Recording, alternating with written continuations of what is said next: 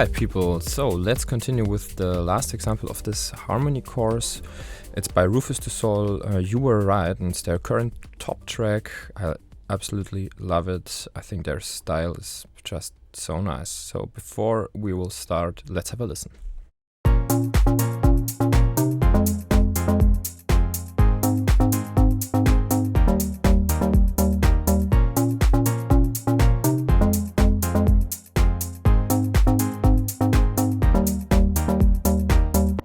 That was my recreation of the original track, and now we will have a listen to our cheesy version.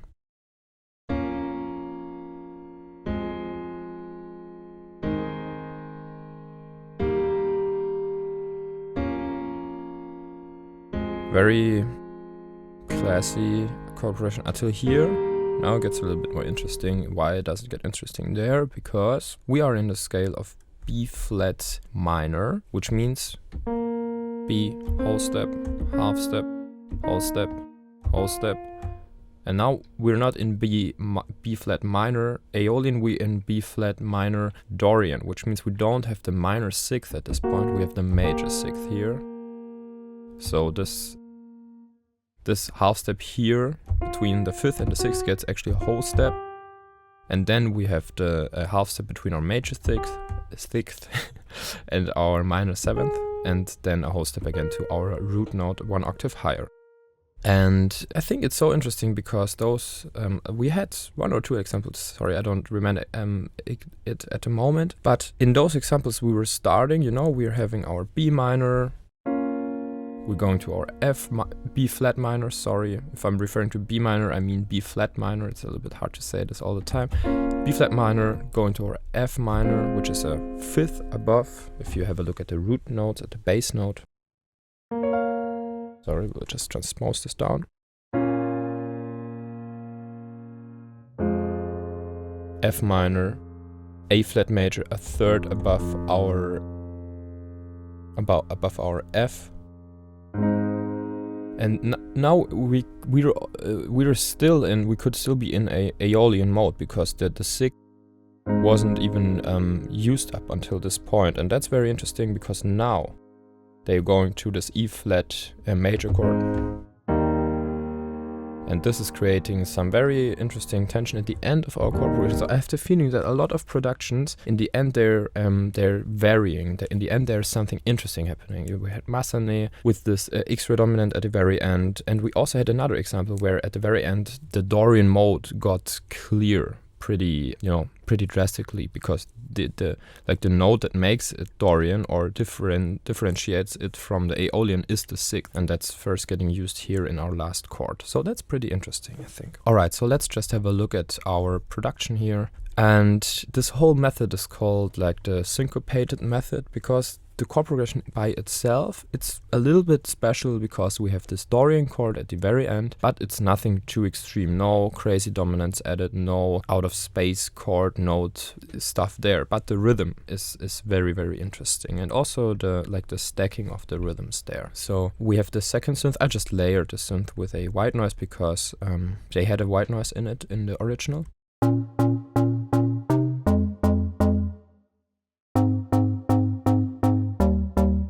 Those are the notes, and what directly pops into my mind, wait, let's just crop this real quick, let's get rid of those notes because they're a little bit confusing.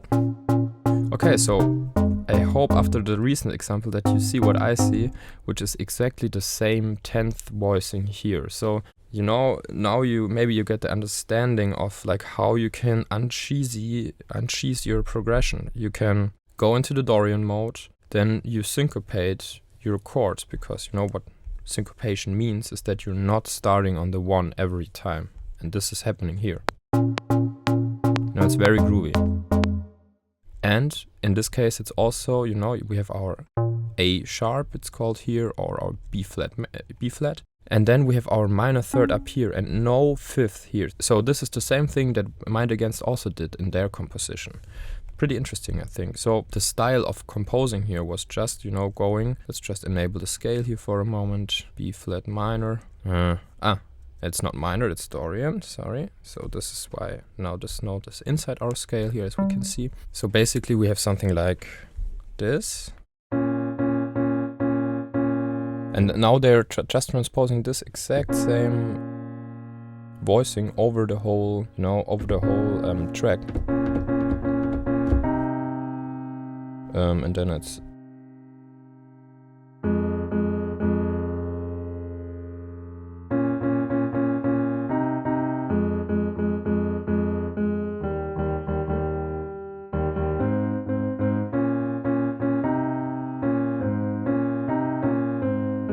you know, and now we're kind of back at where we have been with Mind Against a couple of minutes ago. Alright, so I think there are a lot of, you know, similarities between chord progressions, and like the combination of all those different things makes it interesting in the end.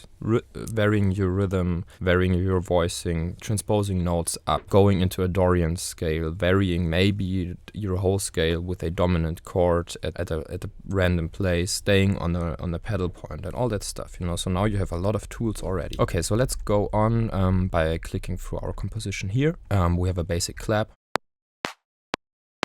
very simple, and then we have two more chords that are being layered by a bass. It's just playing the root notes. And this is like the interesting part, is that those rhythms, like with this other rhythm here from the second synth. Oh, just a little quieter here, this white noise. This is making it really groovy because they're like kind of, you know, working against each other, you know. This one is starting on the one. If we would mute this synth, it's also working out. But if we pull in the second synth again,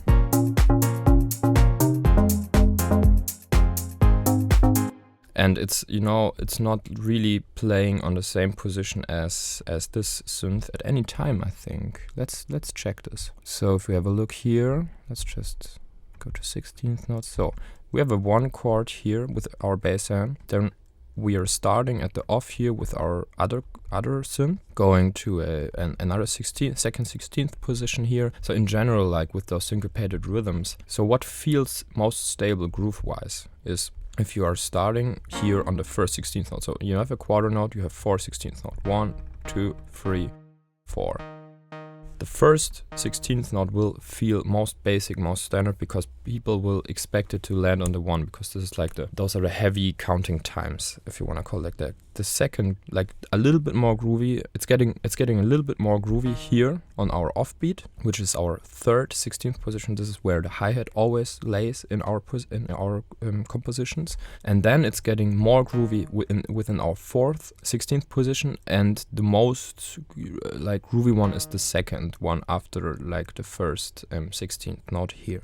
So this is like how you can like kind of differentiate what are more groovy positions and what are less groovy positions. So this example is this track is a very nice example of how they did this. So they're putting instability here with their first chord, then they're going a little bit more groovy with this chord on this offbeat here on the third 16th note. Dum bum. Then they're creating grooviness with this chord that's coming on the second 16th here. Dum gum. So if we would cut this one here, I have to cut both because they're layers. No, it's still working out, but it's not that groovy. The lower synth here, or the chord synth here, let's just put this up here. We can see it better. So you can see they're not playing together at any time here. Not at any time. Okay, so this could be like a rule of thumb, that if you want to create groove, you can take like 2 synthesizers, make 2 kind of different chords, maybe in a different register, and just let them play different grooves that complement each other, you know, not really getting pulled together there. All right, so we have just our bass, and then we have our drums here, all from PML. So top loop, kick.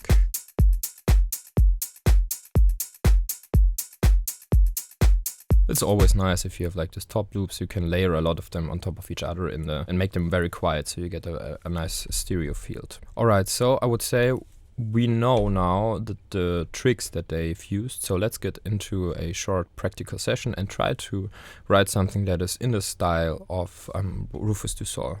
So we can get rid of those notes And we can just, I will just duplicate this so I don't lose the MIDI information. And we can get rid of those as well, and of the bass. Okay, I will also delete our macros here, and we will go in A minor just to make this a little bit more easy. Okay, now we just have our drums. So if we were in A minor, we would start with A minor, and we're not even in A minor, we're in A minor Dorian, as we said, as we found out. So we have, those notes are inside our scale with A, whole step, half step, whole step, whole step, whole step, major sixth, half step, whole step. So this is our scale. Interesting note here.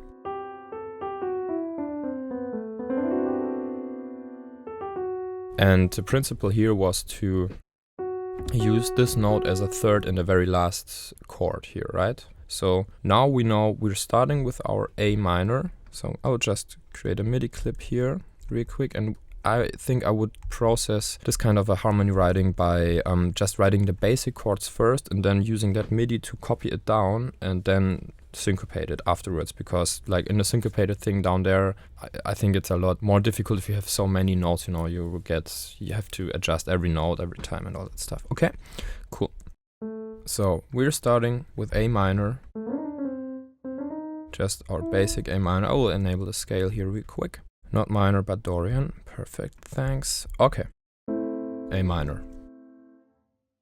Let's enable this again. And we know that in the end, we first want to introduce the Dorian mode by using that major sixth there and really emphasizing that. You can also, we will go into, when we're writing the syncopation, it's really important that you know this note that's making it so special, because Dorian mode is special because of this major sixth here in our, which is, you know, because people are used to their, even they don't know, but they're used to this normal minor scale, and if you should use this sixth and really emphasize it so that your track gets a certain feeling, a Dorian feeling. Okay, so we know in our last chord we wanna really go into that Dorian feeling, so we will, I would say we can use whatever chord makes sense at this point, but I'm seeing a D major chord there because the third of the D major is the F sharp, and this will work out pretty well. We could also use a B minor chord there. So let's go with our D major chord at the very end, and now we can just fill in the gaps in between. Okay, so this is a D major chord, so we can even call this D major like Dorian, because it's making our track Dorian. Okay, so we're starting at our A. And now we can think about, you know, how we want to progress. Do we want to go maybe to a C major? Or we could even go to an E minor chord. This sounds actually interesting. It's a little bit more like mollish, minorish. But I like this feeling, so maybe we just progress from our A minor to our E minor. Right there. Okay, so let's do that. We can just leave the E where it is because it's the root of our E minor.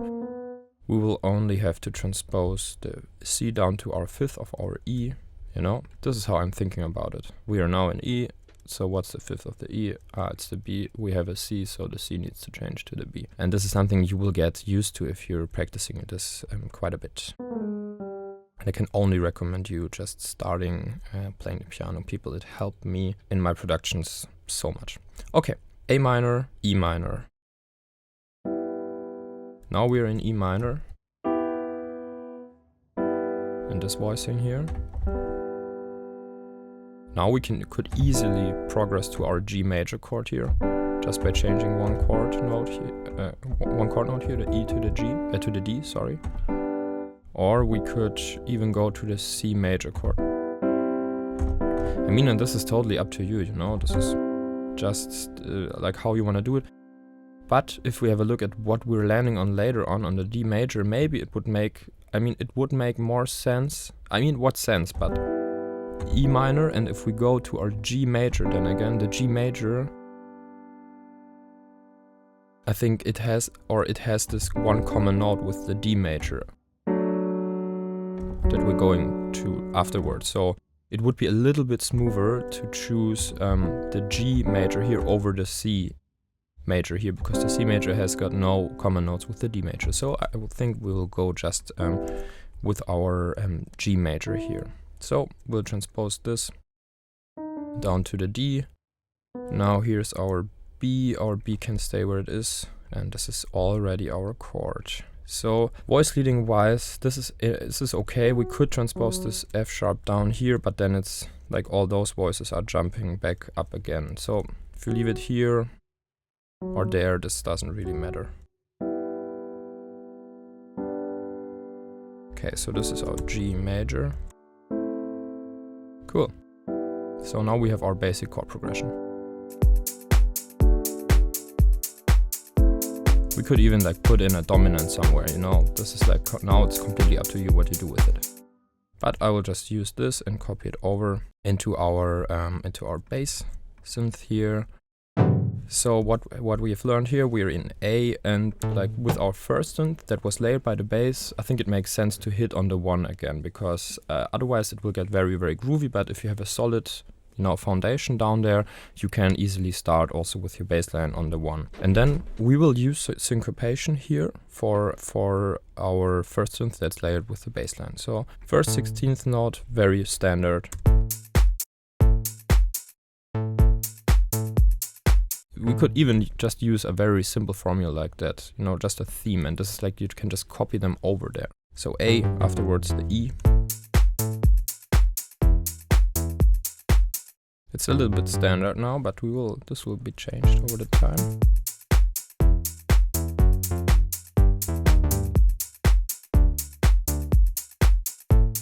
We could even like pull in a small fill note here in the end.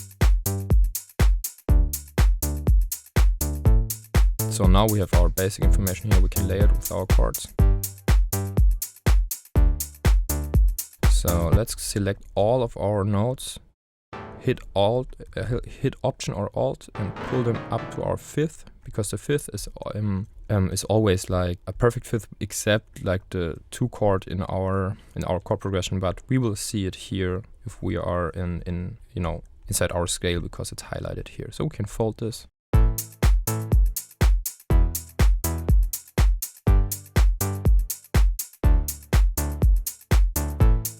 Alright, so now I would like to continue with our second synth. We can just take this piano information down here. Let's unfold this real quick, select them all and shorten them up. And as we've learned, we don't want to use a rhythm that is, you know, got used by our other chord here. So we can create this nice interplay between the chords. So we'll just get rid of this layer, which is just a white noise for a moment. And now we can just have a visual look here. We don't even have to do this like super, you know, with our ear. Would be better though. Okay, so now we can just change those chords, and as we said, we can get rid of our 5th note here, because we're using this 10th voicing that we already used in our Mind Against chorus program part. Cool, so we can get rid of our 5th here of our A minor chord. We're then progressing to a E minor chord. And now we'll have to change quite some things. So we have the E up here. We have a B, that's the 5th of the E. So we will have to change those voicings here again. Maybe it would have been easier if we just put in those chords in root position just from the beginning on. Okay. Root position G major here, just get rid of the 5th. Then we have our D major here in second inversion, so we get rid of the A, which is the 5th of our D major. So now we will transpose the 3rd of our chords up an octave with every chord. So the root note is down and the 3rd is up. So here we have our G major, this up here, and then we just get this D, is it a D? Yes, down here. Cool. Alright, so we will not go on any position that the other chord has occupied. Could go here or on the off. You know, the second one is also a little bit, the second 16th position in the grid, it's always a little bit busy and a little bit unstable. So this is just up to your taste how much you will use it. I think we're better using this off position here. You know, it's nice to edit all the notes here at the same time, because then we don't have to duplicate them later on, because we will use the same shape within every bar. Get down, let's transpose this down an octave. You can do that by just hitting Shift and the arrow down button. Now we'll do this.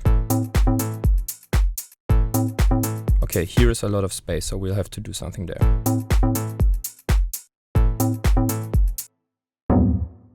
Let's use a position we haven't used yet, which is the 4th, 16th position.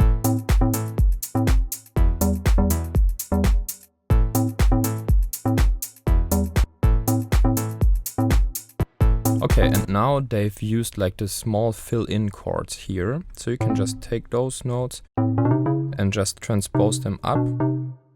And now you've got your scale displayed, so now we know that this is the E, and we have a C here. C sharp is not in our scale of A Dorian, so we'll just transpose it up to a D, and this will equal a D minor chord here.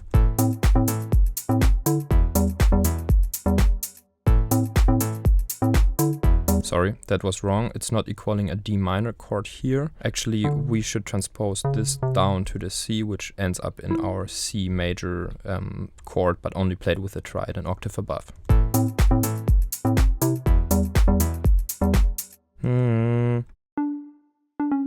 I'm hearing this note inside my head somehow.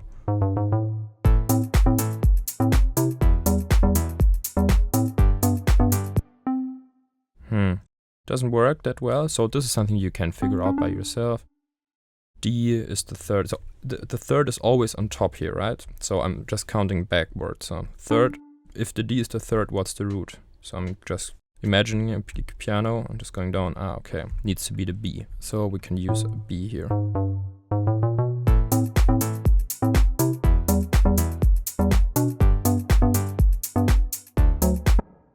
We'll do this here as well.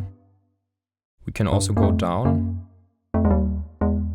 E, so this is not in the scale. What is this? It's a G, so if we have a look at a G, what's inside our diatonic scale is the E, so we'll have to transpose this to an E.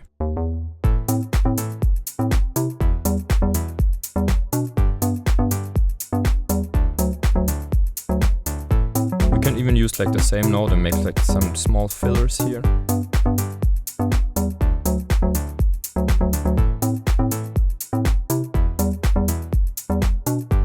This one, I don't like this one. Maybe we're just going to use the same one as here.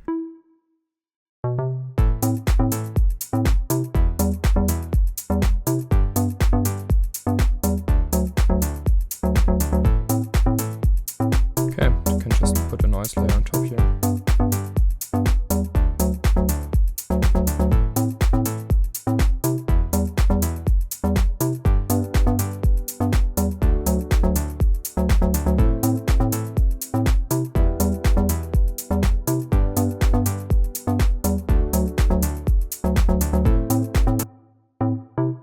Okay, so synth-wise, I think we're good with the theoretical and the practical part here. I think you've got all the information, all the techniques that you need to build this kind of progressions and to you know, fulfill the requirements of this like syncopated method. I will just go into the chord sound design here just a little bit because I think it could be interesting, because this synth here, I think it sounds just pretty cool. So this is a mixture of this is a very plucky sound. Plucky means it needs to be short. There needs to be a filter opening happening. So plucky means it's a short sound. A pluck sound is a short sound, and like the main characteristic of short plucky sounds is that they're actually, the filter is completely closed here. We have just a basic saw shape here, second oscillator playing something like a pulse wave, same octave, and it's important that you close down the filter completely and put the filter slope to 24 dB. So it's just everything, all the sound information, all the frequency get cut off by the cutoff frequency, right? The filter. And then you go into your matrix and you enable the envelope 2 to control the filter opening. And now you can, you just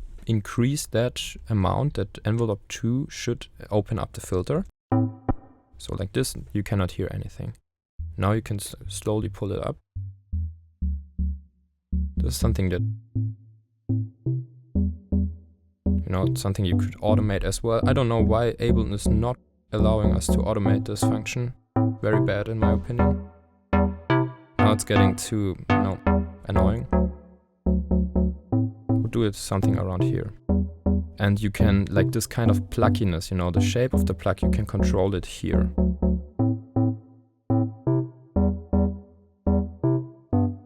Make it shorter. Too short. Should be musical. Can even adjust this curve here. And then I just added reverb. I mean, like that it's very dry, you know, if you want a dry sound, that's also fine, that's also pretty good. You could even decrease the decay a little bit. Now it's just a little bit of room. Let's get rid of this cheesy piano sound. Alright people, so that was the last example of this second harmony part I created. I think now you've got a lot of tools that you can explore, and I would recommend you to really take it, visualize it as ingredients, and then take an ingredient, combine it with a different ingredient, take the pedal point, take the kind of dominant chord progression here, play it in a higher octave, play it with a certain voicing, play it with a plug, syncopate it, don't syncopate it, make it just a pad, it's evolving, you know, and this is like how you can really consciously craft your own style. So I wanted to say thank you for listening to me, and if you have any recommendations, if you have any feedback, feel free to write us on Production Music Live. My name is Yannick Mounts. I'm also creating sample packs and other courses on this channel. I would love if you check them out, and you can also contact me on Instagram. Have a great day and see you soon. Bye bye.